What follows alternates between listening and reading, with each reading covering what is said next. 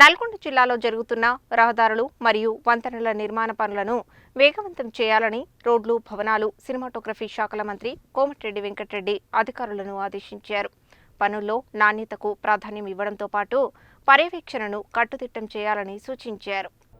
గురువారం మంత్రి క్యాంపు కార్యాలయం ఇందిరాభవన్లో ఆర్ఎండ్బి అధికారులతో సమీక్షా సమావేశం నిర్వహించారు. ఈ సందర్భంగా బుద్దారం, అప్పాజిపేట, బ్రాహ్మణ వెల్లెంల రహదారి పనుల పురోగతిని పరిశీలించి 2 నెలల్లోగా పూర్తి చేయాలని స్పష్టం చేశారు.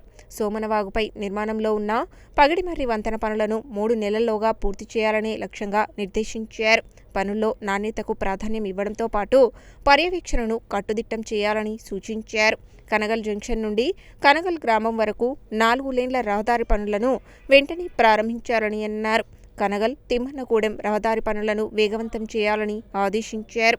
మామిడాల, గోదోరిగూడెం, ఎల్లమ్మగూడెం గ్రామాల రహదారి పనులపై కూడా సమీక్ష జరిపి మామిడాలలో సీసీ రోడ్డు పనులను తక్షణమే ప్రారంభించాలని స్పష్టంగా పేర్కొన్నారు.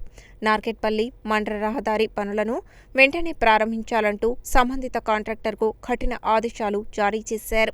వైటీపీఎస్ రహదారి పనుల పురోగతిని నల్గొండ సూపరింటెండెంట్ ఇంజనీర్తో కలిసి మంత్రి సమీక్షించారు. జిల్లాలో రహదారి అనుసంధానం మెరుగుపడితేనే అభివృద్ధి సాధ్యమని మంత్రి కోమటిరెడ్డి పేర్కొన్నారు. నిర్ణయించిన గడువుల్లో పనులు పూర్తి కాకపోతే బాధ్యులపై చర్యలు తప్పవని హెచ్చరించారు. సమావేశంలో ఆర్డీఓ అశోక్ రెడ్డి, ఆర్ఎండ్బి superintendent engineer Sridhar Reddy, deputy executive engineer Ganesh తదితరులు పాల్గొన్నారు.